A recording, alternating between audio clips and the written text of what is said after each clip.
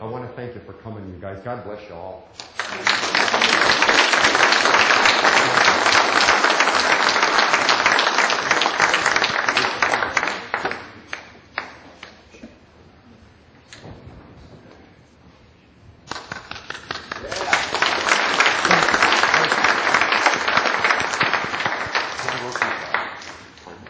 Well, now again, see, you know how to blame. Oops. You can't say, you can picture a face now whenever you listen to the intel report. You know who we are, and we're working, again, we work as a team. All of the armies of Asia and Europe cannot by force of arms take a drink from the Ohio River nor lay a track upon the Blue Ridge Mountains. If this nation is to fall, it shall fall first from treachery from within, and then force of arms from without. That is what you face today. Now, we have, as Don said, it is a righteous cause before us. Is it an easy task? No, it is not. Now, I wouldn't say uphill because of dealing with people, because that's not hard. As each person finds out and touches the stove, they don't really like the idea that they got burned, and they learn real quick from different perspectives what it is that's threatening their liberty. You see how that works? It can be the person kicking in the door because they want more taxis. It can be the person at the checkpoint between the two regional governments of the United States, which, by the way, has been proposed several times. Now, I'm going to tell you what it is that stopped most of that and why you are in the year 2008 and all of you are still able to do what we're doing right now. It is because of the patriot movement of the United States, and specifically because the militia has stood on the line and been willing to wage war effectively to protect your liberty.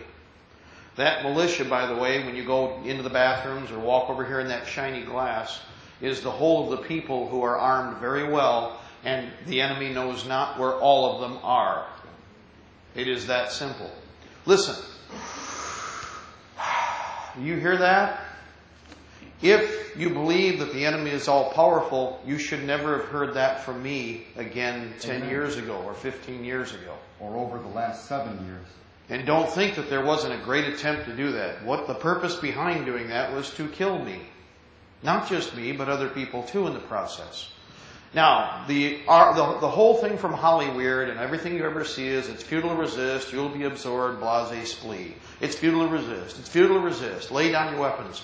The first rule from Sun Tzu was the idea that before the first arrow flies, that you are convinced to surrender, for it is futile to fight.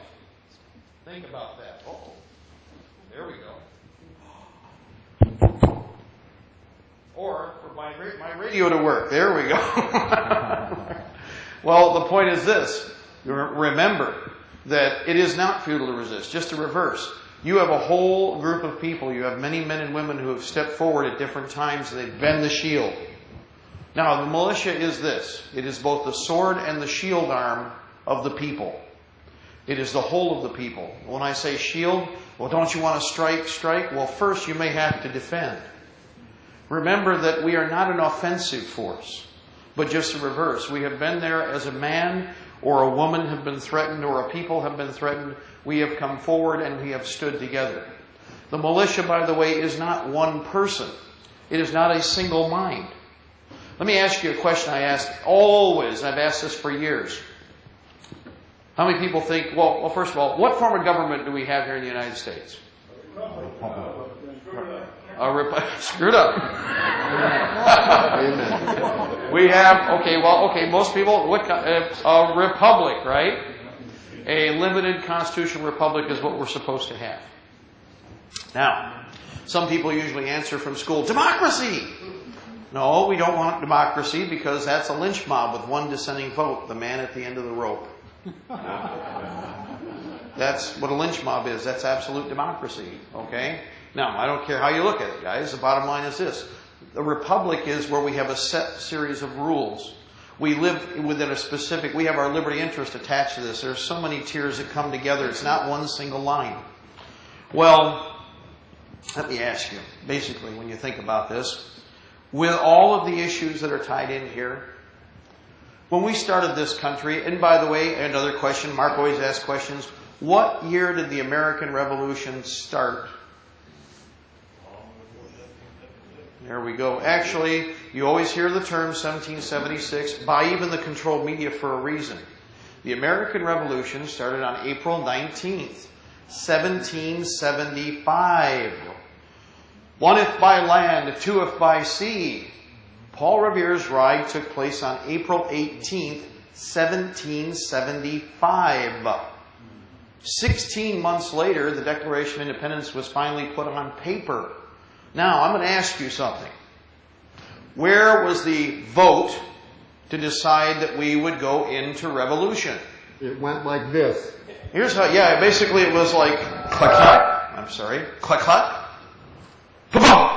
And that 1 ounce vote was cast at Lexington by somebody. Yep. Then a series of counter votes were passed back and forth between the British and the militia on Lexington Green for a few minutes. 1 ounce votes this way, 1 ounce votes that way. And everybody decided to step away from the polling booth for a bit, and the militia stepped off the green, and the British went down the road to cast more votes at Concord. You see how that works? When people say we don't have, you have the full authority to resist tyranny when tyranny is before you. Yes. That's the difference. What has been hard for Americans, and this is true what Don said, and this is why this is perfect, the way this works. Defense, and the way we protect ourselves, and the way we use our hands, is training. The way the militia is used also involves training and application. And we have to decide, we have to choose when it's used. There isn't any voting in the process. If the attack or a threat is before you, then there's going to come a point where as a collective group of people, somebody is going to say enough. Someone is going to say stop. Now, I'm going to hit a real sore tooth here, because it's a tooth that's been sitting for a long time. And again, it's not harping, it's just what happened with Waco. Okay? We sit here on the birth of this republic, and we allowed an invading army to come into the Republic of Texas, attack an independent family and church and home. And they tried to commit murder and mayhem on your soil. But not just Texas soil, American soil. Now, the first day, and by the way, real quick on that, I'm going to abbreviate and compress this. On that day, video cameras were running that the ATF had in hand. Have any of you ever seen footage from those cameras? No, you haven't, because what happened is, and you can if you watch a video called Waco Rules of Engagement, you'll see a red-headed woman who was in charge of their propaganda arm stuffing a duffel bag full of cassette tapes, unwrapping them and stuffing it full, and the duffel bag is bulging like this. If you watch the footage from the camera crew, you will see that there are 4 females or men running cameras during the whole of the attack. Do you want to know why you can watch John F. Kennedy back and to the left, back and to the left 1,000 times, but you will not see the bullets go through the first door at Waco? Because seeing a dead president 50 years later just makes people curious. But watching murderers attack a home as savages with men, women, and children in it would outrage you even at this moment if you saw even a moment's worth of the footage. It's why after the attack, the very first thing that the feds did is made the footage disappear. And they say that all those tapes, a duffel bag's worth of tapes, people, Were lost. just walked away and was lost. Now why?